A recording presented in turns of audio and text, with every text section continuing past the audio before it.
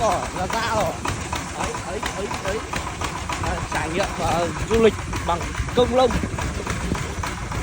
Trong đây gọi là xe gì? Xe cày. Đắk Lắk gọi là xe cày. Tại vì cái đầu nó dài này, đi xe cày luôn. Rất sắc nhá. Đây là Đắk Lắk rồi.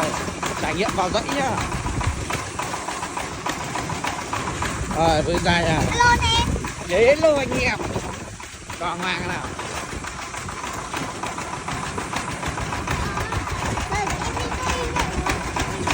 Cà phê đây, 1.000 nhá.